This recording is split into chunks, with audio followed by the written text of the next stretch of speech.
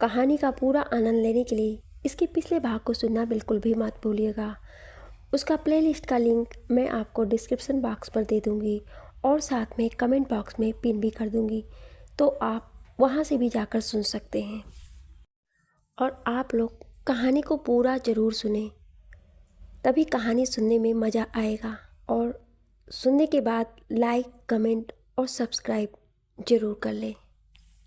ईशानी अथर्व को वो इतने गुस्से में खड़े देखकर डर जाती है। तभी अथर्व फुर्ती के साथ उसके पास जाकर उसका गला पकड़कर दीवार से लगा देता है और अपने गुस्से भरी आवाज़ में गरजते हुए बोलता है, अथर्व, कौन था वो आदमी? बोल, नहीं तो आज ही तेरा आखिरी दिन होगा, बोल जल्दी। ईशानी, जिसका दम घुटने लगा था, लेकिन उसने अपनी टूटती आवाज़ में कहा, ईशानी, किसकी बात कर रहे हो? अथर्व, अच्छा, तो अभी तक समझ नहीं आया? कितनों के साथ हाथ में हाथ डालकर बात करती हो जो याद ही नहीं आ रहे? अथर्व को गुस्से में कुछ भी दिखाई नहीं दे रहा था। तभी उसे महसूस हुआ कि ईशानी बेहोश होने वाली है। तभी उसे एहसास हुआ कि वो अपने गुस्से में ईशानी को हर्ट कर रहा है। उसने तुरंत अपना हाथ हटा दिया। ईशानी उसके छोड़ते ही गिरने लगती है, लेकिन अथर्व फुर्ती से उसे पकड़ लेता है और उसे वहीं रखी कुर्सी पर बिठा देता है। दूसरी ओर जिस आदमी का ईशानी ने इलाज किया था उसे होश आ गया था, लेकिन जैसे ही उसने अपनी आंखें खोली उसे अपने सामने खड़े शख्स को देखकर डर गया। वो कुछ बोलता तभी उस आदमी ने अपने हाथों में ली गन से उसके सर पर शूट कर दिए। जिसने उसे शूट किया था उसके पास खड़े आदमी ने पूछा, सर, जब इसे मारना ही था तो आपने इसे बचाया क्यों था? सर, इसको जितना जीना था ये जी लिया और मेरा काम भी हो गया। काम खत्म, आदमी खत्म। ये बोल ये वो एक डेविल इस्माइल के साथ चला गया। आदमी भी उसके साथ चला गया। गन में साइलेंसर की वजह से किसी को आवाज़ नहीं आई। इधर ईशानी को अथर्व ने पानी पिलाया और उसका चेहरा अपने हाथों में भरकर बोला, तुम ठीक तो हो ना? ईशानी उसे कुछ कहती बस अपनी भरी आंखों से अथर्व को देख रही थी, जिसके चेहरे पर उसके लिए चिंता की लकीरें थी। ईशानी को समझ नहीं आ रहा था कि ये वही आदमी है जिसने अभी कुछ देर पहले उसे लगभग मार ही दिया था। अब ऐसे रिएक्ट कर रहा है जैसे वो उसके लिए कितनी स्पेशल है। ईशानी ने कुछ नहीं कहा, बस अपना सर झुका लेती है। उसकी आंखों में भरे आंसू उसके गालों पर लुढ़काते हैं। अथर्व कुछ बोलता तभी ईशानी के केबिन का दरवाजा नॉक होता है। अभी तक ईशानी स्टेबल हो चुकी थी तो उसने कम बोल दिया। एक नर्स हड़बड़ाती हुई उसके केबिन में आई और बोलती है, मैम, आज आपने जिस एक्सीडेंट पेशेंट का इलाज किया था उसे किसी ने हेड शूट कर दिया। ईशानी, व्हाट? लेकिन यह हुआ कैसे, आप सबके होते हुए? नर्स, उन्हें होश आया था और मैं उसके रिलेटिव को बताने गई थी। जब उनकी वाइफ के साथ आई तब तक। ईशानी, ये क्या बोल रही हो, उसकी वाइफ? लेकिन उसका उनके भाई के सिवा कोई नहीं था, तो ये वाइफ कहाँ से आ गई? न, सॉरी मैम, लेकिन वो आदमी आपसे बात करने के बाद वहाँ से चला गया था, फिर उसकी वाइफ आई है। ईशानी बिना कुछ देखे वहाँ से चली जाती है। जब वो वहाँ पहुँचती है तो देखती है कि पुलिस वहाँ पहले से ही मौजूद है। इंस्पेक्टर, हेलो मैडम, क्या मैं आपसे कुछ पूछ सकता हूँ? ईशानी, जी बोलिए। इंस्पेक्टर, जब आपने इनका ऑपरेशन किया था तो उस समय कौन था? ईशानी, इनके छोटे भाई। इंस्पेक्टर, लेकिन इनका तो कोई भाई नहीं है, बस वाइफ और माँ ही है। ईशानी, लेकिन इनकी इलाज की पूरी फॉर्मेलिटी उन्होंने ही की थी और वो इसके ठीक होने की बात सुनकर बहुत खुश भी हुए थे। इंस्पेक्टर, क्या आप उनका हुलिया बता सकती हैं? ईशानी, सॉरी सर, लेकिन मैं जल्दी में थी, मुझे दूसरे पेशेंट को ऑपरेट करने जाना था तो उसका चेहरा ध्यान नहीं दिया, लेकिन उसने वाइट शर्ट पहनी थी। उसके सिवा मुझे कुछ भी याद नहीं है। इंस्पेक्टर, याद नहीं है? ये बहाना अच्छा था मैडम। कहीं ऐसा तो नहीं ना कि आप भी उससे मिली हुई हैं? कितने पैसे दिए थे कातिल ने आपको? ईशानी कुछ बोलती तभी उसके पीछे से एक डरावनी रोबीली आवाज़ आती है, माइंड योर टंग इंस्पेक्टर, कहीं ऐसा ना हो कि ये तुम्हारी जुबान के आखिरी शब्द हो। सबने जब उस ओर देखा तो सभी हैरान हो गए थे, सिवाय ईशानी के, क्योंकि वो उस आवाज़ को अच्छे से पहचानती थी। लेकिन उसने पलटकर उस ओर नहीं देखा। ये अथर्व ही था जो अपना एक हाथ अपने पॉकेट में डाले किसी राजा की तरह वहां आ रहा था। इंस्पेक्टर का तो हलक ही सूख गया अथर्व को देखकर। अथर्व, तुम्हारी हिम्मत भी कैसी हुई मेरी बीवी से ऐसे बात करने की? मेरी बीवी? ये सब जिसने भी सुना उसके पैरों तले जमीन ही खिसक गई। सबके जहान में 2 दिन पहले की न्यूज़ चल रही थी जिसमें अथर्व की बीवी को छूने वाले के हाथ को उसने जला दिया था। इंस्पेक्टर डरते हुए, सर आप यहाँ? मुझे माफ़ कर दीजिए, मैं तो बस अपना काम कर रहा था, मुझे नहीं पता था कि मैडम आपकी वाइफ है। अथर्व, अब तो पता चल गया है ना? ये बोल वो इंस्पेक्टर को एक लुक देकर ईशानी का हाथ पकड़कर वहाँ से चला जाता है। ईशानी की केबिन में पहुंचकर अथर्व ईशानी से पूछता है, अथर्व, क्या जो आदमी सुबह तुम्हारा हाथ पकड़ा था वही उस पेशेंट का भाई था? ईशानी ने बस अपना सिर हिलाकर कहा, हाँ। लेकिन उसने ना अपने मुंह से एक भी शब्द कहा, ना ही अथर्व की ओर देखा। और ये बात अथर्व को बहुत बुरी लग गई थी। अथर्व समझ गया था कि उसके साथ किसी ने गेम खेला है, ईशानी को अपना मोहरा बनाकर। मतलब कोई है जो ईशानी को नुकसान पहुंचाना चाहता है। अथर्व फिर बोलता है, अथर्व अभी कोई काम बाकी है? ईशानी नामे सिर हिला देती है। अथर्व, मैं गाड़ी में वेट कर रहा हूँ। ये बोल वो केबिन से निकल जाता है और अपने एक आदमी को कुछ इशारा करता है, फिर निकल जाता है। लगभग 15 मिनट बाद ईशानी आकर गाड़ी में बैठी। उसने अभी भी अथर्व की तरफ नहीं देखा था, लेकिन अथर्व ने ये नोटिस कर लिया था कि ईशानी की आंखें अभी भी नम हैं। उसने भी कुछ नहीं कहा और ड्राइवर को चलने को कहा। पूरे रास्ते में ईशानी ने कुछ भी नहीं कहा था और ना ही एक बार भी अथर्व की ओर देखा था। ये बात अथर्व को अच्छी नहीं लग रही थी। वो अपनी यादों ही में गुम था जब उसने ईशानी को पहली बार देखा था। अथर्व ने ईशानी को पहली बार जब देखा था तब वो हॉस्पिटल में डोनेशन देने आया था। उस समय ईशानी एक बच्चे को पैम्पर कर रही थी। अथर्व ने जब पता किया तो पता चला कि जिस बच्चे से वो बात कर रही थी उसके दिल में छेद था और वो हॉस्पिटल में नहीं रहना चाहता था। तो ईशानी से बात करने के बाद वो मान गया। अथर्व ने ईशानी के बारे में सारी जानकारी निकाल ली थी, लेकिन जब वो होटल में मिला था तो उसे देखकर खुश हुआ था, लेकिन उसके एक्शन से वो शॉक्ड हो गया था। लेकिन जब उसे ईशानी की शादी और उसके बॉयफ्रेंड के बारे में पता चला तो उसके गुस्से की कोई सीमा ही नहीं रही। फिर उसने ही ईशानी को राहुल की सच्चाई दिखाई।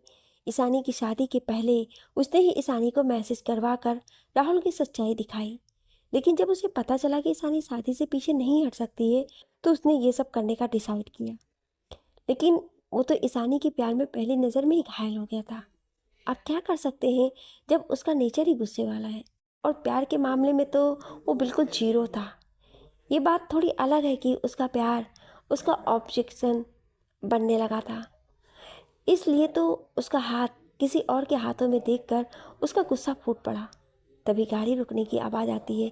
ईशानी देखती है कि वो घर ना जाकर कहीं और आए हैं। ईशानी बाहर देखकर असमंजस में थी कि उसे अथर्व की आवाज़ आती है, अथर्व ये मेरा फार्म हाउस है, हम कल तक यहीं रुकने वाले हैं, चलो। ये बोल वो कार से निकल जाता है। ईशानी बिना कुछ बोले उसके पीछे चली जाती है। ईशानी जब अंदर आती है तो वो देखती है कि एक अधेड़ उम्र की औरत वहाँ खड़ी थी। अथर्व ने कहा, आंटी खाना लगा दीजिए, हम फ्रेश होकर आते हैं। इतना बोल वो ईशानी के हाथ पकड़कर अंदर चला जाता है। अंदर अपने रूम में पहुंचकर ईशानी से बोला, तुम यहाँ फ्रेश हो जाओ। ईशानी आगे नहीं जा रही थी तो अथर्व ने कहा, क्या हुआ, तुम खड़ी क्यों हो? ईशान, मेरे पास कपड़े नहीं है। अथर्व कवर से जाकर अपनी एक ब्लैक शर्ट निकाल कर देता है और बोलता है, अभी इसे पहन लो, अब कुछ देर में तुम्हारे लिए कपड़े आ जाएंगे। ईशानी हिचकते हुए उसे वो शर्ट लेकर बाथरूम में चली जाती है। अथर्व वहीं सोफे पर बैठकर कुछ सोचने लगा। तभी उसे बाथरूम खुलने की आवाज़ आती है तो उसका ध्यान उस ओर जाता है जहाँ ईशानी उसकी ब्लैक शर्ट पहनकर बाहर आ रही थी। वो शर्ट उसकी थाई तक आ रही थी जिसे वो खींचते हुए आ रही थी। इस समय वो बहुत ही खूबसूरत लग रही थी। उसकी गोरे बदन पर वो ब्लैक शर्ट बहुत ही फब रही थी। अथर्व की तो वो बस ईशानी को देखकर अपने सेंस ही खो दिया था। तभी दरवाजे की दस्तक से उसका ध्यान टूटा। उसने देखा कि एक मेड खाना लेकर आई है तो उसने कुछ ना बोलकर बाथरूम में चला गया। जब वो बाहर आया तो उसने देखा कि ईशानी किसी से फ़ोन पर बात कर रही है। इस समय उसके चेहरे पर कोई नमी नहीं थी। जब उसने सुना तो उसे पता चला कि वो निशा से बातें कर रही थी। तभी उसके पास जेम्स का कॉल आया। ये अथर्व का एक भरोसेमंद आदमी था। तो उसने कॉल अटेंड किया और बालकनी में चला गया। फ़ोन पर, जेम्स सर, उस आदमी की कोई भी तस्वीर सीसीटीवी में रिकॉर्ड नहीं है। उसने बहुत ही चालाकी से कैमरे में खुद को आने से बचाया था। अथर्व, कोई और क्लू?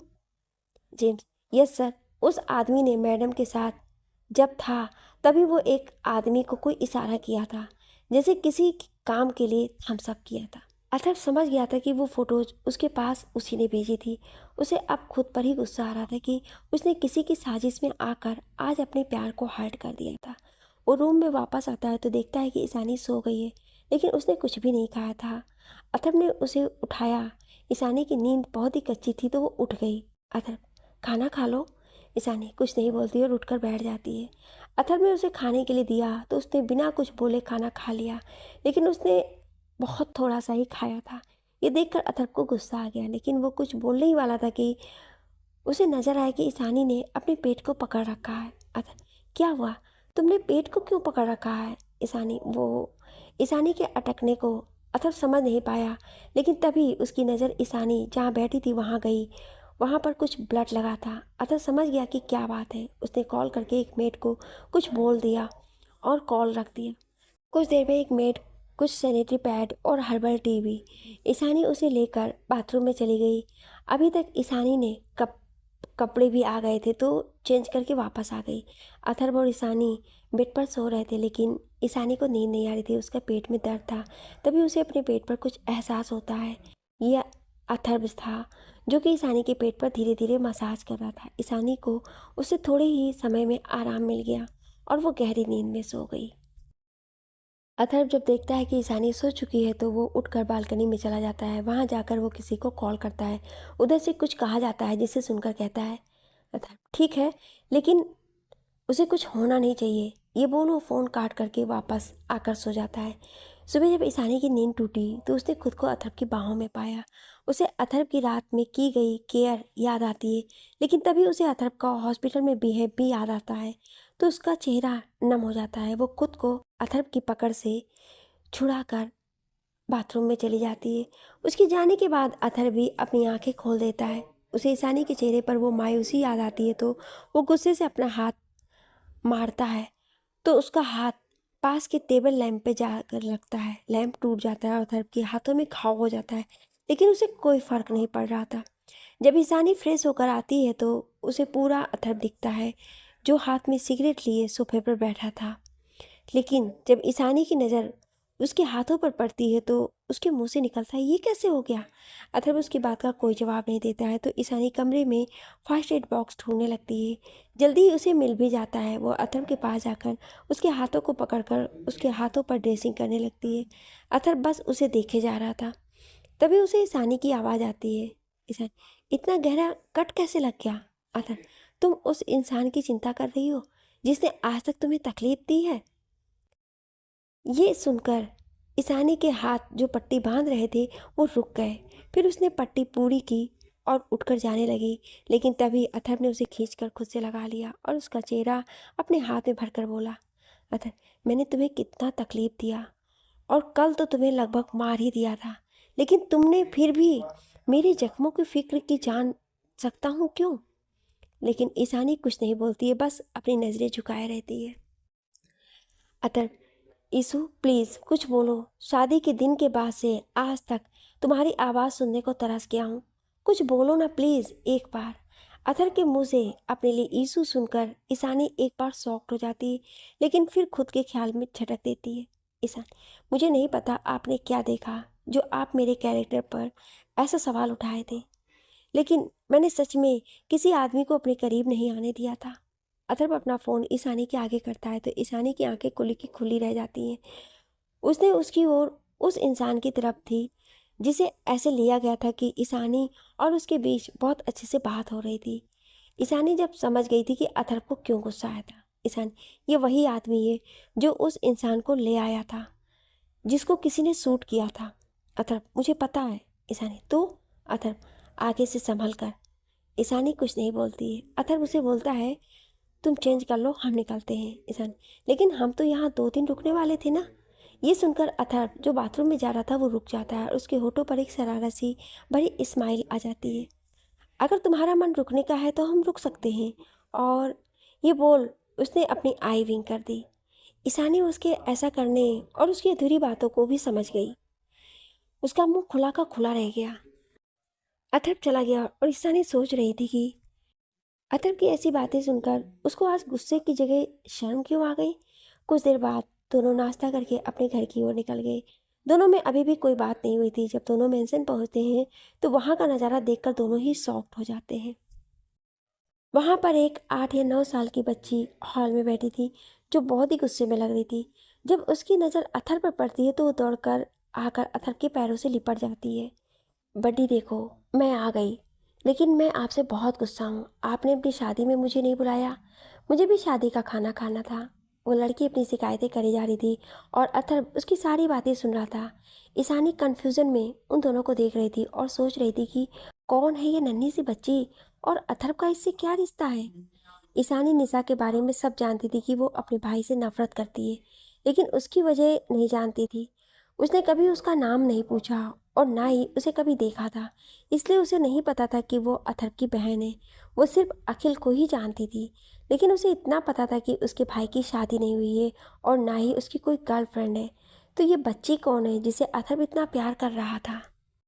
तभी उसके कानों में निशा की आवाज़ आती है। ये यहाँ क्या कर रही है। निशा की आवाज़ सुनकर वो लड़की डर जाती है और अथर्व के सीने में खुद को छुपा लेती है। निशा अथर्व के सामने आकर खड़ी हो जाती है और उस बच्ची को गुस्से में देखते हुए बोलती है, निशा, ये वही है जिसके कारण आपने माँ को मारा था। उस माँ को जो आपको मुझसे ज़्यादा मानती थी। सगी नहीं थी वो आपकी, लेकिन आपको मुझसे यानी कि अपनी सगी औलाद से ज़्यादा मानती थी। उसे आपने मार दिया था, वो भी इस बच्ची के लिए। आज मैं पूछती हूँ रिश्ता क्या है आपका इस बच्ची से। माँ को आपने कभी अपनी माँ नहीं माना। एक बार के लिए मान लिया, शायद उन्हें अपनी सगी माँ की जगह नहीं देना चाहते थे, लेकिन उन्हें इस बच्ची के कारण मार दिया। आखिर है कौन ये बच्ची। कहीं ऐसा तो नहीं ना कि यह आपकी अयासियों का नतीजा है जिसे छुपाने के लिए आपने माँ को मार दिया। निशा आगे कुछ बोलती कि तभी उसके गालों पर एक जोरदार थप्पड़ पड़ा। वो थप्पड़ इतना तेज था कि निशा का सर ही घूम गया। उसने जब अपने चेहरे को उठाकर देखा तो उसके सामने अखिल खड़ा गुस्से से कांप रहा था। उसने ही निशा को ही थप्पड़ मारा था। अखिल गुस्से से, कितना कचरा भरा है तुम्हारे दिमाग में निशा। तुम ये भूल गई कि तुम अपने बड़े भाई से कैसे बात कर रही हो। वो भाई जिसने तुम्हारे लिए सारे रिश्ते नाते ताक पर रख दिए। तुम सच जानना चाहती हो ना कि कौन है ये बच्ची और ये क्या रिश्ता है इसका अथर्व से, जो इसने इसके लिए तुम्हारी माँ की जान ले ली। तो सुनो, मैं बताता हूँ अथर्व। अखिल नहीं, तू कुछ नहीं बोलेगा। अखिल, नहीं मेरे भाई, अब और नहीं। आज इसने हाथ कर दी। आज तक तेरे लिए मैं चुप था, लेकिन आज नहीं, आज मुझे बोलने दे। ईशानी एक और मूक दर्शक बनी सब देख रही थी। उसे कुछ समझ नहीं आ रहा था, लेकिन अभी पूरी बात जानना बाकी था। अखिल निशा की ओर देखकर उसका कंधा पकड़कर बोलता है, अखिल सुनो निशा, तुम्हें ये लगता है ना कि तुम्हारी माँ अथर्व को बहुत प्यार करती थी। ये सबसे बड़ा झूठ है। उन्हें सिर्फ और सिर्फ खुद से और पैसे से प्यार था, जिसके लिए उन्होंने तुम्हारे पापा से शादी की थी। वो तो अथर्व को देखना भी नहीं चाहती थी। कुछ समय तक जब तुम उनकी कोख में नहीं आई थी, वो अथर्व को प्यार दिखावा करती रही, लेकिन अपने प्रेग्नेंट होने की बात जानकर वो अथर्व को धिक्कारने लगी। उनके दिमाग में ये था कि एक बच्चा हो गया तो वो सारी जायदाद उस नाम पर करवा कर राज करेंगी, लेकिन तुम्हारे पैदा होने पर उनकी सारी प्लानिंग खराब हो गई। अरे वो तो तुम्हें मार देना चाहती थी, लेकिन अथर्व ने तुम्हें बचा लिया। फिर उन्होंने अथर्व को अपना नाटक दिखाना शुरू किया, लेकिन उसके सामने उनकी सारी सच्चाई आ गई थी, इसलिए वो उनको कभी अपने पास नहीं आने देता था। तुम बड़ी होने लगी थी, फिर 9 साल बाद उन्हें पता चला कि वो फिर माँ बनने वाली हैं, तो उन्हें लगा कि अब वो अपने प्लान में कामयाब हो जाएंगी। लेकिन नहीं, इस बार भी उन्होंने एक बच्ची को जन्म दिया, लेकिन इस बार उन्होंने कुछ अलग करने की सोची। उन्होंने उस लड़की को बेचकर एक लड़के को लेने का सोचा और उसकी कीमत थी तुम। उसकी कीमत थी तुम। ये सुनकर अथर्व ने अपनी मुट्ठी भींच ली और निशा ने हैरानी से पूछा, निशा, मैं थी से क्या मतलब है। अखिल, उन्होंने तुम्हारा सौदा किया कि जिसे वो लड़का ले रही थी वो उनका बॉयफ्रेंड था, जिससे उनका चक्कर शादी से पहले चल रहा था। लेकिन उसकी गंदी नज़र तुम्हारे पर थी, वो तुम्हें उसे देने को मान गई। और बाड़ी, जो बच्ची जो अभी अथर्व के पास है, को भी एक कोठे पर बेच दी थी। ये सुनते ही निशा थम से गिर गई। उसकी आंखों से आंसू बहे जा रहे थे। अखिल आगे बोलता, अगर अथर्व उन्हें नहीं मारा होता तो आज तुम और बाड़ी नहीं होते। और वो तो मारना भी नहीं चाहता था, लेकिन और कोई रास्ता नहीं था। जो औरत अपने पति को मार सकती है और अपनी ही बच्ची को सौदा सिर्फ पैसों के लिए कर सकती है, तो उसे जिंदा रहने का कोई हक नहीं है। निशा के लिए ये एक और सदमा था कि उसके पापा को भी उसकी माँ ने मारा था। वो फूट फूट कर रो रही थी। ईशानी की भी आंखों से आंसू बहे जा रहे थे। उसने जल्दी से जाकर अथर्व के हाथ से बच्ची को लिया ताकि वो निशा को संभाल पाए। निशा रो रही थी। उसके कानों में एक आवाज़ आती है और उसके कंधे पर हाथ रखकर अथर्व बोलता है, निशी प्लीज़ चुप हो जा बच्चा, मैं नहीं देख सकता तुझे ऐसे रोते हुए। निशा जल्दी से उसके गले लग जाती है और रोते हुए बोलती है, निशा मुझे माफ़ कर दीजिए भाई, मैंने आपको बहुत हर्ट किया, मुझे माफ़ कर दीजिए। आपने मुझे क्यों नहीं बताया ये सब, क्यों सहते रहे अकेले? अथर्व, बस इसलिए नहीं बताया, मैं नहीं देख सकता हूँ तुझे ऐसे टूटते हुए। निशा, मैं बहुत बुरी हूँ भाई, प्लीज़ मुझे माफ़ मत करना, मुझे सज़ा दो, मैं नफ़रत के लायक हूँ, मुझसे नफ़रत करो प्लीज़ भाई। अथर्व, नहीं बच्चा, तू तो मेरी बच्ची है, तुझसे कैसे नफ़रत कर सकता हूँ? जीने की वजह हो तुम दोनों मेरी। अब बस रोना बंद कर, अपनी छोटी बहन से नहीं मिलेगी। निशा अथर्व से अलग होकर जब दूसरी ओर देखने को होती है, तभी ईशानी की चीखने की आवाज़ सुनाई देती है, जिसे सुनकर सभी डर जाते हैं। जब सभी ईशानी की ओर देखते हैं तो उन सबका ध्यान बाड़ी की ओर जाता है, जो कि बेहोश हो गई थी। सभी दौड़कर उसके पास पहुंचते हैं। ईशानी उसका गाल थपथपाकर उठाने की कोशिश कर रही थी। ईशानी, हे बच्चा उठो, क्या हो गया? सभी की ओर देखकर, हमें इसे हॉस्पिटल ले जाना चाहिए, ये बोल वो बाहर जाने लगती है। सभी उसके पीछे जाने लगते हैं। अथर्व जल्दी से कार की ड्राइविंग सीट पर बैठता है। ईशानी उसके बगल में पैसेंजर सीट पर बैठ जाती है। अखिल और निशा दूसरी कार से जाते हैं। कुछ देर बाद हॉस्पिटल में ईशानी बाड़ी को चेक कर रही थी। सभी बाहर खड़े थे। लगभग 1 घंटे बाद ईशानी बाहर आती है तो निशा उसके पास आकर पूछती है, ईशु कैसी है बाड़ी, क्या हुआ था उसे? ईशानी कुछ जवाब नहीं देती है। तभी उसकी नज़र अथर्व पर जाती है, जो शांत सा एक और खड़ा था, जैसे उसे पता हो कि बाड़ी को क्या हुआ है। ईशानी उसके सामने जाकर बोलती है, क्या आपको पहले से पता था कि बाड़ी को कोई प्रॉब्लम है? अथर्व, बस हाँ में अपना सिर हिला देता है। ईशानी, तो क्या उसकी पुरानी रिपोर्ट्स मुझे मिल सकती है, और उसके सारे प्रिस्क्रिप्शन की डिटेल जो आज तक उसे दी गई? अथर्व अपना फ़ोन निकाल कर किसी को कॉल करके सब मंगवाता है। अथर्व, बस 30 मिनट में आ जाएगा। निशा, लेकिन बाड़ी को हुआ क्या है? ईशानी, बारी के दिल में छेद है, और वो कब से है और आज तक उसका कैसे इलाज हुआ है, उसकी डिटेल जानकर ही मैं आगे के इलाज में कुछ कर सकती हूँ। अथर्व ये सुनकर अपनी आंखें भींच लेता है और निशा उसकी आंखों से आंसू गिरने लगते हैं। तभी एक नर्स आकर कहती है, डॉक्टर ईशानी, पेशेंट को होश आ गया है। सभी बाड़ी के वार्ड में जाते हैं। अथर्व उसके पास बैठकर, अब कैसा लग रहा है बाड़ी? बाड़ी, बड्डी, मुझे क्या हुआ है? आपको पता है ना कि मुझे ये हॉस्पिटल नहीं पसंद है, मुझे घर जाना है। तभी उसकी नज़र निशा पर पड़ती है तो डरकर अथर्व का हाथ पकड़ लेती है, जिसे देखकर निशा को बहुत दुख होता है। वो बाड़ी के पास जाकर उसके सामने अपना कान पकड़कर बोलती है, निशा, बाड़ी जी, आप अपनी दीदी को माफ़ कर दो। आप पर ऐसे नाराज़ होने के लिए आई प्रॉमिस दीदी, ऐसा फिर कभी नहीं करेंगी। बाड़ी, ओके, लेकिन एक शर्त पर। निशा, मुझे मंजूर है तुम्हारी जो भी शर्त है। बाड़ी, अरे पहले सुन तो लो। निशा स्माइल करके बोलो। बाड़ी, आप मुझे पिज्ज़ा, बर्गर, आइसक्रीम और चॉकलेट खिलाओगे। बड्डी मुझे ये सब खाने से मना करते हैं और मुझे बॉयल वेज ही खिलाते हैं। निशा हंस कर, जरूर, लेकिन पहले आप ठीक तो हो जाओ। बाड़ी भी मुस्कुरा देती है। बाड़ी, बड्डी, आपने अभी तक मुझे अपनी वाइफ से नहीं मिलाया। निशा, हम आपको आपकी भाभी से मिलाते हैं।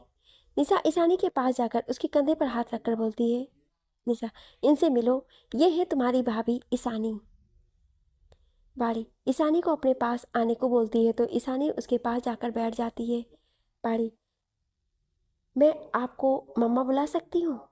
ये सुनकर ईशानी की आंखें नम हो जाती हैं और वो बाड़ी को गले लगाकर बोलती है, आप मुझे मम्मा बोलो ही नहीं बल्कि समझो भी, ओके बेटू। सभी बहुत खुश होते हैं। बाड़ी हॉस्पिटल में नहीं रहना चाहती थी तो सब उसे लेकर घर आ गए। ईशानी तो घर पर ही थी, लेकिन अथर्व ने बाड़ी के ट्रीटमेंट में काम आने वाले सभी इक्विपमेंट घर ही अरेंज करवा दिए थे। आज भी ईशानी ने ही डिनर बनाया था। बाड़ी के लिए उसने उसके डाइट के हिसाब से बनाया था, लेकिन वो भी टेस्टी था। सभी आराम करने चले गए। अथर्व देर रात तक जब स्टडी रूम से अपने रूम में आया तो देखा कि बाड़ी को ईशानी अपनी बाहों में लिए सुकून से सो रही है। अथर्व के होठों पर एक मुस्कान तैर गई। तभी उसके फ़ोन पर किसी का कॉल आया और वो गुस्से से वहाँ से निकल गया। कुछ देर बाद अथर्व एक खंडार में पहुंचा जहाँ पर एक आदमी को कुछ लोगों ने पकड़ रखा था। अथर्व जब वो वहाँ पहुंचा तो उस आदमी ने उसे देखा। उसे बहुत ही टॉर्चर किया गया था। उसके सामने एक आदमी बैठा था। वो आदमी कोई और नहीं, वही था जिसने उसे वो फोटोज भेजी थी। तभी एक लड़का जो उसे मार रहा था वो बोलता है, सर इसे कुछ भी याद नहीं है। अथर्व मतलब क्या है कि इसे कुछ भी याद नहीं है? लड़का, सर उस दिन के बाद इसके माइंड से सारी यादें मिटा दी गई हैं। इसे इतना टॉर्चर करने के बाद भी जब ये कुछ नहीं कहा तो इसका टेस्ट करवाया, तब पता चला कि इसके दिमाग के साथ छेड़खानी हुई है। अथर्व गुस्से से, आखिर है कौन ये जो ये सब कर रहा है? मुझे जल्दी से जल्दी पूरी इन्फॉर्मेशन दो, ये बोल वो वहाँ से चला गया। दूसरी ओर एक आदमी पागलों की तरह हंसे जा रहा था। वो कोई और नहीं, मानव था। फिर मानव रुककर बोलता है, तुम्हें क्या लगा अथर्व कि मैं कच्चा खिलाड़ी हूँ? नहीं, तुम ढूंढते रह जाओगे और मैं तुम्हें बर्बाद करके तुम्हारी जान को तुम्हारे नाक के नीचे से निकाल कर अपना बना लूँगा और तुम कुछ भी नहीं कर पाओगे। ये बोल वो जोर जोर से हंसने लगता है। उसके सामने एक बड़ी सी तस्वीर थी जो कि ईशानी की थी। वो उसे छूते हुए बोलता है, बस कुछ दिन फिर तुम मेरी हो जाओगी। हा हा हा। जब अथर्व अपने मेंशन पहुंचता है तो तभी उसके चेहरे पर आकर एक पिलो लगता है। ऐसे अचानक हुए हमले से वो लड़खड़ाकर गिर जाता है। जब उसकी नज़र सामने पड़ती है तो वो शॉक्ड हो जाता है। अथर्व गिर गया था लेकिन किसी का भी उस पर ध्यान नहीं जाता है। अथर्व जब सामने दिखता है तो सामने बाड़ी, निशा और ईशानी ने पूरे हॉल का नक्शा ही बिगाड़ दिया था। पूरा हॉल बिखरा पड़ा था। हॉल में ईशानी ने अपनी आंखों पर ब्लाइंड फोल्ड बंधे निशा और बाड़ी के पीछे भाग रही थी। वहीं वो दोनों उससे बचने के चक्कर में सब कुछ फेंके जा रही थी। अथर्व का वो मेंशन जहाँ हमेशा शांति छाई रहती थी, आज वहाँ पर हंसने और खिलखिलाने की आवाज़ें गूंज रही थी। ये देखते ही अथर्व के होठों पर एक स्माइल आ जाती है, क्योंकि आज सही मायने में ये मेंशन मेंशन ना होकर घर लग रहा था। इसका कहीं ना कहीं कारण ईशानी ही थी।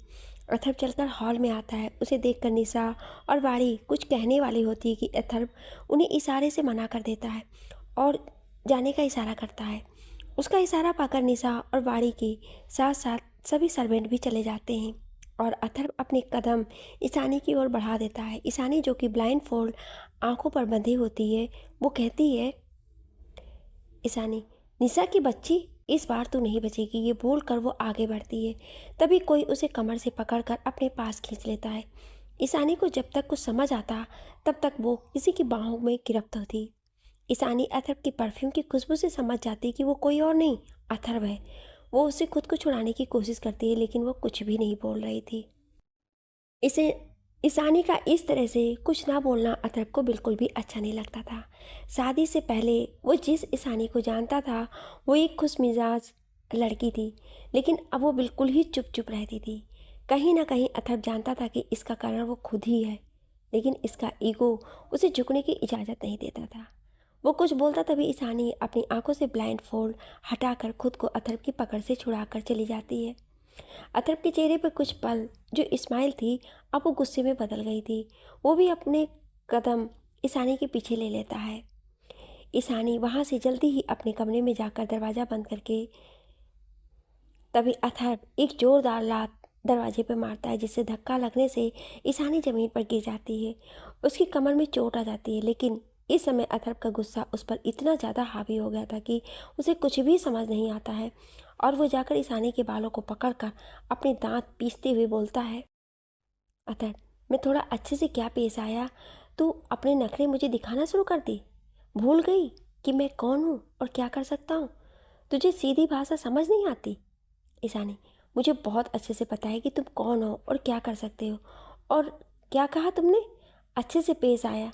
शायद जो हॉस्पिटल में तुमने किया उसे ही अच्छे से पेश आना कहते हैं। तुम शायद भूल गए हो कि, लेकिन मैं नहीं। तुम कोई इंसान नहीं हो, एक डेविल हो जिसने मेरी लाइफ बर्बाद करने की ठान रखी है। और क्या करोगे? जान से मारोगे? तो मार दो ना। तुम्हारे साथ ऐसी ज़िंदगी जीने से मरना ज़्यादा अच्छा होगा। ईशानी की इतनी नफरत भरी बातें सुनकर अथर्व को रियलाइज़ होता है कि उसने अभी गुस्से में क्या किया है। उसकी पकड़ ईशानी के बालों से हट जाती है। वो जल्दी से उससे दूर खड़ा हो जाता है। उसके दूर हटते ईशानी खड़े होने की कोशिश करती है, लेकिन उसकी चीख निकल जाती है। उसकी बैक में असहनीय दर्द हो रहा था। उसकी चीख सुनकर अथर्व समझ जाता है कि ईशानी को चोट लग गई है। वो जल्दी से उसके पास आकर उसके चेहरे को पकड़कर बोलता है, अथर्व, ईशु, तुम ठीक तो हो? मुझे बताओ कहाँ चोट लगी है। ईशानी उसका हाथ अपने चेहरे से झटक देती है और नफरत से बोलती है, ईशानी, दर्द होने वाले को हमदर्द बनना शोभा नहीं देता है। मुझे मेरे हाल पर छोड़ दीजिए। ये बोल वो उठने की कोशिश करती है, लेकिन फिर नाकामयाब होती है। इस बार अथर्व ईशानी की एक नहीं सुनता है और उसे अपने बाहों में उठाकर बेड पर आहिस्ते से लिटाता है, जैसे वो कोई कांच की गुड़िया हो। फिर वो ड्रॉर से ऑइंटमेंट निकालकर ईशानी को लगाने जाता है। तभी ईशानी बोलती है, मैं कर लूँगी, आपकी हेल्प नहीं चाहिए। लेकिन अथर्व उसकी एक नहीं सुनता है और उसकी बैग पर उसकी शर्ट हटाकर वहाँ दबा लगाने लगता है। अथर्व, ज़्यादा दर्द हो रहा है? ईशानी, बिल्कुल भी नहीं हो रहा है, क्योंकि दर्द देने वाला जब मरहम लगाए तो वो दर्द दर्द नहीं होता है, बल्कि मौत होती है। ईशानी की बातें अथर्व के दिल पर तेजाब की तरह असर कर रही थी। उसका दिल टुकड़ों में बट रहा था। अथर्व, वो मुझे गुस्से में ध्यान ही नहीं रहा कि मैं क्या कर गया और तुम्हें चोट आ गई। ईशानी कुछ नहीं बोलती और ब्लैंकेट ओढ़ कर सो जाती है। अथर्व को उसके अपने लिए ये नफरत अब बर्दाश्त के बाहर हो रही थी, तो वो वहाँ से निकल जाता है और अपने स्टडी रूम के बार में जाकर ड्रिंक करने लगता है। निशा के रूम में निशा और अखिल एक ही ब्लैंकेट में एक दूसरे में सिमटे हुए थे। निशा का सर अखिल के चेस्ट पर था और अखिल उसके बालों को सहला रहा था। दोनों की हालत देखकर समझ आ रहा था कि दोनों के बीच अभी कुछ हुआ है। निशा, अखिल, क्या तुम्हें पता है भाई ने ईशु से शादी क्यों की? जहाँ तक मुझे पता है उन्होंने अपने थप्पड़ का बदला लेने के लिए, लेकिन भाई सिर्फ इतने के लिए ऐसा करेंगे? पता नहीं क्यों दिल नहीं मान रहा है। अखिल, क्योंकि ये सच नहीं है। निशा उसकी ओर असमझ सी देखती है तो अखिल बोलता है, अखिल, वो भाभी से प्यार करता है, आज से नहीं बल्कि तब से जब से उसने भाभी को पहली बार देखा था। निशा को यकीन नहीं हो रहा था कि ये सच है। वो खुशी से अखिल के होठों को चूम लेती है, लेकिन अखिल अब उसे फिर से अपने आगोश में ले लेता है और वो अपने प्यार की दुनिया में खो जाते हैं। अथर्व स्टडी रूम में बैठा ड्रिंक कर रहा था। उसके जहन में ईशानी की बातें गूंज रही थी, उसके दिल के दर्द को और बढ़ा रही थी। वो ईशानी से प्यार करता था, लेकिन अपने गुस्से और ईगो के चलते उसने उसे ही सबसे ज़्यादा हर्ट कर दिया। अथर्व ड्रिंक कर रहा था कि उसका फ़ोन रिंग करता है। अथर्व जब फ़ोन अटेंड करता है तो सामने वाले की आवाज़ सुनकर उसके गुस्से से नसें तन जाती हैं। मैं अभी आ रहा हूँ, इतना बोल वो वहाँ से चला जाता है। अगली सुबह सभी बैठ के ब्रेकफास्ट कर रहे थे। आज भी ब्रेकफास्ट ईशानी ने ही बनाया था। सभी ईशानी के हाथों की बने ब्रेकफास्ट की तारीफ कर रहे थे। बाड़ी, मम्मा, आपको पता है ना, आप ना वर्ल्ड की बेस्ट डिशेस बनाती हो, आई लव यू। उसकी बातें सुन ईशानी के फेस पर एक छोटी सी स्माइल आ जाती है। ईशानी के कमर में अभी भी दर्द था। निशा, ईशु, तू ठीक तो है ना? क्या हुआ तुझे? ईशानी, मैं ठीक हूँ, वो बस बाथरूम में फिसल कर गिर गई थी तो थोड़ा सा बैक पेन था। निशा, ओके, और भाई नहीं दिखाई दे रहे? ईशानी कुछ बोलती तभी उसके फ़ोन पर एक कॉल आता है। Ishani, on call, hello. उधर से कुछ कहा जाता है जिसे सुनकर ईशानी घबरा कर बोलती है, ओके, मैं अभी आती हूँ, तुम तुम डॉक्टर मैंग से कहोगी, तब तक मैं पहुंचती हूँ। ईशानी की आंखों से आंसू गिर रहे थे। वो जल्दी जल्दी में मेंशन से निकल जाती है। निशा उसके पीछे जाना चाहती थी, लेकिन अखिल उसे बाड़ी के साथ रहने को बोलकर खुद ईशानी के पीछे चला जाता है। उधर ईशानी जब जल्दी में हॉस्पिटल आती है तो उसके सामने अथर्व था, जो डॉक्टर से बात कर रहा था। तभी ईशानी उसके पास जाकर बोलती है, ईशानी, आखिर आपने वो कर ही दिया ना जो करना चाहते थे। क्या बिगाड़ा है मेरे पापा ने आपका? जो दुश्मनी निकालनी थी मेरे साथ निकालते, पापा को बीच में क्यों लाए? अगर मेरे पापा को आज कुछ भी हुआ तो मैं आपको जिंदा नहीं छोड़ूंगी। ये बोल वो उसका कॉलर छोड़कर अंदर चली जाती है, बिना इस बात पर ध्यान दिए कि अथर्व की हालत भी सही नहीं थी। ईशानी जब ऑपरेशन थिएटर में जाती है तो देखती है उसके पापा बेड पर लेटे हुए हैं और मशीनों से घिरे पड़े हैं। उनके बाएं कंधे में गोली लगी हुई है और उनके शरीर पर भी काफ़ी चोटों के निशान थे। अपने पापा को इस हाल में देखकर एक बार के लिए ईशानी की आंखें छलक आईं, लेकिन अभी उसे एक बेटी की तरह नहीं, बल्कि एक डॉक्टर की तरह उन्हें ऑपरेट करना था। ईशानी खुद को मजबूत करके अपने पापा के बेड के पास पहुंचती है और डॉक्टर से अभी तक की सारी अपडेट लेती है। डॉक्टर मैंग, उनके कंधे पर गोली लगी है। गोली तो हमने निकाल दिया है, लेकिन अभी कनेक्शन कुछ ठीक नहीं है, क्योंकि गोली का पॉइजन काफ़ी ज़्यादा फैल चुका है। हमें इनका एक और ऑपरेशन करना पड़ेगा। इसके लिए जो आप ही कर सकती हैं। ईशानी सर हाँ में हिलाती है और अपने पापा का ऑपरेशन स्टार्ट कर देती है। करीब 2.5 घंटे बाद ऑपरेशन कंप्लीट होता है और उसके पापा की कंडीशन अब पहले से काफ़ी बेहतर थी, लेकिन अभी भी वो बेहोश थे। कुछ देर में ईशानी के पापा को नॉर्मल वार्ड में शिफ्ट कर दिया जाता है। तभी डॉक्टर मैंग जाकर कहते हैं, उनके साथ के जो पेशेंट हैं, एक बार उन्हें भी आप देख लीजिए, क्योंकि उन्हें भी गोली लगी है। ईशानी, उनके साथ उनके कौन? किसकी बात कर रहे हैं? मैं मिस्टर अथर्व। अथर्व का नाम सुन के एक बार के लिए ईशानी घबरा जाती है, लेकिन अभी वो एक डॉक्टर थी, इसलिए उसने फर्ज रखकर और जाकर अथर्व को ऑपरेट करना शुरू किया। ईशानी ने अथर्व का ऑपरेशन करके बाहर आती है। बाहर उसे उसकी माँ मिलती है, जो वहीं बैठी थी। ईशानी को देखकर वो उसके पास आती हैं और बोलती हैं, मिसेस कपूर, ईशू मेरी बच्ची, तू ठीक तो है? ईशानी, माँ मैं ठीक हूँ, और पापा भी, आप चिंता मत कीजिए, उन्हें जल्दी ही होश आ जाएगा। मिसेस कपूर, और दामाद जी वो कैसे हैं? ईशानी, दामाद जी? माँ, आप उस इंसान के बारे में जानना चाहती है जिसकी वजह से पापा आज इस हालत में है? मिसेस कपूर, नहीं बेटा, दामाद जी ने कुछ नहीं किया है। आज उन्हीं के कारण तो मैं और तेरे पापा जिंदा हैं। अगर वो सही टाइम पर नहीं आए होते तो आज ना जाने क्या हो जाता। ईशानी, क्या मतलब है आपका माँ? प्लीज़ पूरी बात बताइए। मिसेस कपूर, बेटा वो राहुल, आज अच्छा हुआ तेरी शादी उससे नहीं हुई। वो बहुत ही बुरा है। वो तुझसे कोई भी प्यार नहीं करता था। वो बस जायदाद के लिए ही तुमसे शादी कर रहा था। वो तो अच्छा हुआ कि दामाद जी ने वक्त पर आकर तुझसे शादी कर ली, नहीं तो तुझे भी जिंदा नहीं छोड़ता। ये बोल मिसेस कपूर रोने लगती है, लेकिन ईशानी ही ने मन में बस ये बात चल रही थी कि उसने आज अथर को कितना गलत समझा और उसके साथ कितनी बदतमीजी से बात की। उसने तो उसके पापा को बचाया है, और उसकी हालत ये बोल वो भागकर अथर के पास पहुंचती है। इस समय उसकी आंखों में आंसू थे। वो अथर के पास जाकर उसके हाथों को पकड़ती है। तभी अथर बेहोशी में ही बोलता है, ईशु।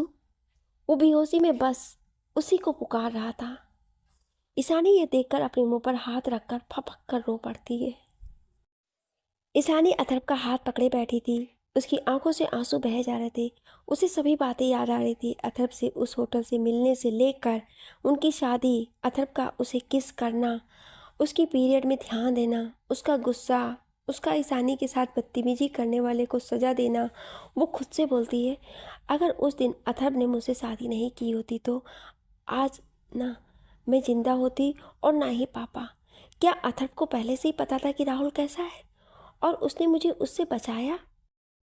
सभी बातें उसके दिमाग में घूम रही थी। उसे कुछ भी समझ नहीं आ रहा था कि क्या है क्या नहीं, लेकिन एक बात थी जो बदल रही थी, वो था ईशानी के मन की अथर्व के लिए एहसास। ईशानी अपने ख्यालों में थी कि उसे अथर्व की उस हाथ जिसे उसने पकड़ रखा था उसमें हलचल महसूस होती है। वो देखती है कि अथर्व को होश आ रहा है, तो वो जल्दी से नर्स को बुलाकर अथर्व को चेक करने के लिए अपना सामान मांगती है। जब वो चेक करती है तो उसे अथर्व अब सही मिलता है।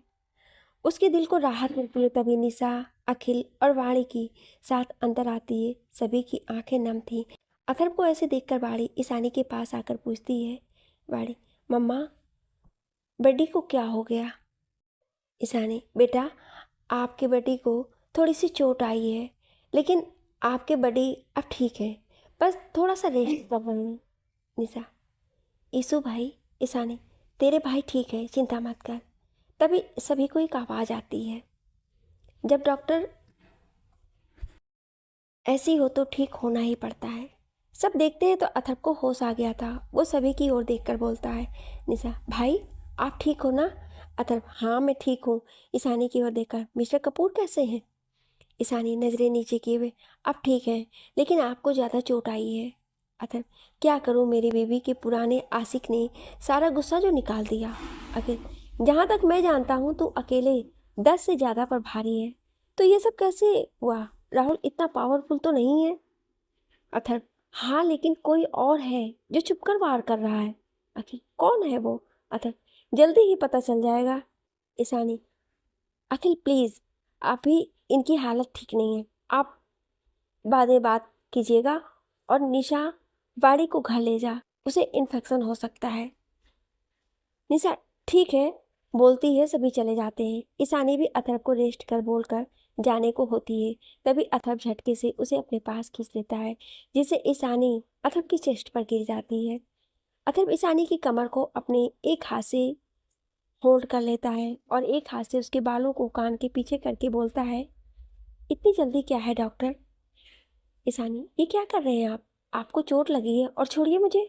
अथर्व, हाँ चोट मुझे लगी है, लेकिन आंखें तुम्हारे क्यों नम है? कहीं मेरी दर्द से तुम्हें तकलीफ तो नहीं हो रही है? ईशानी, ऐसा कुछ नहीं है, बस आपको सॉरी बोलना था। मैंने बिना जाने आपको इतना सब कुछ बोल दिया। I am sorry. अथर्व, मुझे ये सॉरी नहीं चाहिए। ईशानी, तो फिर? अथर्व, अगर तुम मुझे किस कर दो तो मैं मान जाऊँ। ईशान, मैं ऐसा कुछ नहीं करने वाली। अतः तो मुझे भी नहीं चाहिए तुम्हारा सॉरी। ईशानी हार मारकर ओके बोलती है और अथर्व की गालों पर किस कर देती है। अथर्व का मुंह ऐसे बन जाता है जैसे किसी ने डेयरी मिल्क बोलकर लॉलीपॉप थमा दिया हो। अथर्व, ये क्या था? ईशानी, जो आपने बोला। अथर्व अपनी आंखें छोटी करके, मैं तुम्हें बारी दिखाई दे रहा हूँ? आई एम योर हस्बैंड, तो एक अच्छी वाइफ की तरह किस करो, लिप टू लिप। ईशानी अपनी आंखें बड़ी करके, दिमाग ठीक तो है आपका? कुछ भी बोले जा रहे हैं। और छोड़िए मुझे, आपकी तबीयत भी ठीक नहीं है।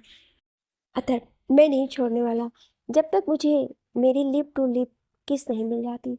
और मुझे बस एक गोली लगी है और एक छोटी सी गोली में इतनी औकात नहीं है कि वो अथर्व को कमज़ोर कर सके। अगर विश्वास नहीं है तो चेक कर लो, लेकिन अगर तुम शर्मा रही हो तो मैं खुद कर लेता हूँ। ये बोल वो उसके होठों की ओर बढ़ने लगता है। ईशानी अपनी आंखें बंद कर लेती। अथर्व उसके होठों को छूने ही वाला था कि बार का डोर एक झटके से खुलता है और अखिल आकर बोलता है, अथर्व, वो इसके आगे के शब्द उसके गले में ही अटक जाते हैं और आंखें बड़ी हो जाती है। वो जल्दी से पीछे मुड़कर बोलता है, मैंने कुछ नहीं देखा। ईशानी जल्दी से खुद को छुड़ाकर भाग जाती है। ईशानी के जाने के बाद अखिल अथर्व की तरफ देखता है तो उसका गला ही सूख जाता है, क्योंकि अथर्व उसे अपनी लाल आंखों से घूर रहा था। अखिल एक नकली हंसी हंसकर बोलता है, अखिल देख भाई, गुस्सा मत कर, और ये कोई जगह तो है नहीं रोमांस की, ये हॉस्पिटल है। तभी उसके मुंह पर एक तकिया लगता है और वो वहीं गिर जाता है। तभी उसे दो लोगों की हंसने की आवाज़ आती है। अखिल पीछे मुड़कर देखता है तो उसके पीछे बाड़ी खड़ी होती है, जो उसे गिरा हुआ देखकर जोर जोर से हंस रही होती है। बाड़ी अखिल के पास आकर बोलती, अंकल क्या हुआ, आप गिर क्यों गए? अखिल कुछ बोलता उसके पहले ही अथर्व बोलता है, वो क्या है ना बेबी, आपके अंकल की आंखें खराब हो गई हैं, उनका दिमाग में भी कुछ प्रॉब्लम आ गई है, इसलिए वो देख नहीं पा रहे हैं, कहीं भी घुस आते हैं, कहीं भी गिर जाते हैं। बाड़ी को लगता है कि अथर्व सही बोल रहा है, इसलिए वो अपनी टिमटिमाती आंखों से एक बार अखिल को देखती है, फिर उसको बोलती है, अंकल आप ना मम्मा से इलाज कर लो, मेरी मम्मा बहुत अच्छी डॉक्टर है, वो आपका भी इलाज कर देंगी। अखिल को समझ नहीं आता है कि वो किसे मम्मा और क्यों कह रही है, क्योंकि अभी तक तो ये बात उसके सामने आई नहीं थी कि बाड़ी ईशानी को माँ बोलती है। तो वो उसको देखकर बोलता है, आपकी मम्मा कौन? बाड़ी अपने हाथों को अपने सर पर मार कर कहती है, ओहो अंकल, आपको कुछ भी नहीं पता, आपको नहीं पता ईशानी मम्मा मेरी मम्मा है। अखिल अथर्व की तरफ देखकर बोलता है, ये कब हुआ? अथर्व की बात का बिना कोई ध्यान दिए अपनी आंखें बंद करके सो जाता है। कुछ देर बाद ईशानी उसके जब रूम में आती है तो देखती है कि अथर्व दवाइयों के असर से सो रहा है, तो वो भी उसे अच्छे से चादर उठाकर वहाँ से चली जाती है। शाम को जब उसकी आंखें खुलती है तो वो देखता है कि निशा और अखिल बाड़ी के साथ उसके वार्ड में मौजूद हैं। अथर्व अखिल से बोलता है, बात करके मेरा डिस्चार्ज करो, मुझे हॉस्पिटल में नहीं रहना है। अथर्व की बात पर अखिल बोलता है, तू जानता है तुझे गोली लगी है, अभी तेरे एक हाथ से काम नहीं करेगा और तुझे रेस्ट की ज़रूरत है, और फिर भी तू घर जाना चाहता है। तभी ईशानी भी वहाँ आ जाती है। उसे देखकर अथर्व बोलता है, मैं अब ठीक हूँ, और रही बात रेस्ट करने की तो मैं घर पर भी रेस्ट कर सकता हूँ, मुझे हॉस्पिटल में नहीं रहना है, और डॉक्टर जब खुद मेरी वाइफ है तो मुझे किसी और की क्या ज़रूरत है, और बहुत अच्छे से जानती है कि मेरा इलाज कैसे और कब करना है। ये बोलकर वो ईशानी की तरफ देखकर अपनी आई विंक करता है, जिससे ईशानी की आंखें बड़ी हो जाती हैं। अखिल बिना कुछ कहे वहाँ से चला जाता है। कुछ ही देर में उसका डिस्चार्ज पेपर लेकर चला जाता है।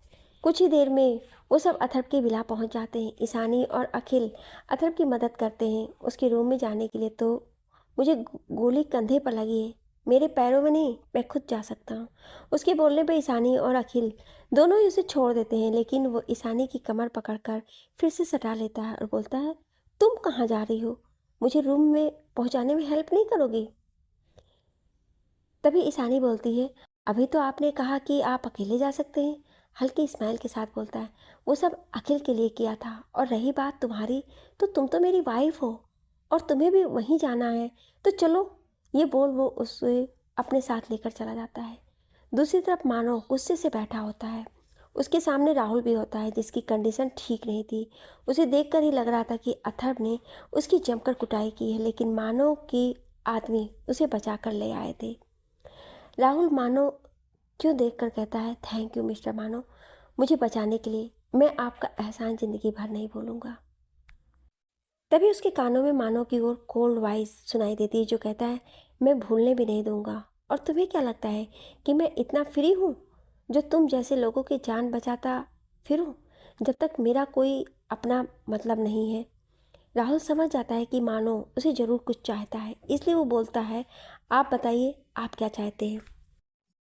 राहुल की बात सुनकर मानो एक डेविल स्माइल लिए उसे देखा और बोलता है, मुझे नहीं पता था कि तुम्हारे दिमाग भी है। राहुल कहता है, कहना क्या चाहते हैं, साफ साफ बोलिए। अगर तुम्हारे दिमाग होता तो तुम अथर्व से पंगा नहीं लेते, ये जानते हुए भी कि जिस आदमी ने तुम्हें किडनैप किया और उसकी प्रॉपर्टी हथियाने के लिए किडनैप कर उसे मारने की कोशिश की, वो अथर्व के फादर इन लॉ है।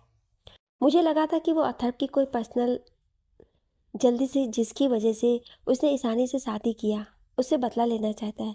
मुझे नहीं पता था कि वो उसे वहाँ बचाने चला आएगा। यही तो गलती कर दी तुमने। तुमने बिना पूरी बात जाने ही उसके काम में हाथ डाल दिया। राहुल जानता था कि उसने गलती की, इसलिए वो कुछ भी नहीं कहता है। मानव की ओर देखकर थोड़ी देर बाद बोलता है, आप मुझसे क्या चाहते हैं? आप जो भी कहेंगे मैं करने के लिए तैयार हूँ। बस मुझे उस अथर्व को बर्बादी चाहिए, वो भी हो जाएगी। फिर वो दोनों अपने कुछ प्लान को डिस्कस करने लगते हैं। दूसरी ओर अथर्व को ईशानी कमरे में लेकर आती है, उसे बेड पर बिठाती है, और जब जाने लगती है तो अथर्व उसका हाथ पकड़ लेता है और बोलता है, कहाँ जा रही हो? ईशानी कहती है वो शावर लेने जा रही है, तो अथर्व भी कहता है कि मुझे भी शावर लेना है। ईशानी कहती है, अभी आप शावर नहीं ले सकते हैं, अगर आपकी चोट पर इम्पैक्ट पड़ेगा और उसमें इन्फेक्शन होने का खतरा हो सकता है। तो बोलता है वो बिना शावर लिए नहीं रह सकता है। तो ईशानी बोलती है, एक काम कर सकते हैं, आप स्पंज बाथ ले लीजिए, अथर्व को भी ये आइडिया अच्छा लगता है। उसे लगता है कि ईशानी ये बात देगी, लेकिन कुछ देर में उसके सारे अरमानों पर ईशानी ने पानी फेर दिया था। ईशानी ने एक मेल सर्वेंट को अथर्व को बात देने के लिए भेज दिया था। अथर्व अपने सामने खड़े उस मेल सर्वेंट को अपनी खा जाने वाली नज़रों से घूर रहा था। उसकी नज़रों में गुस्सा देखकर वो मेल सर्वेंट भी कांप रहा था।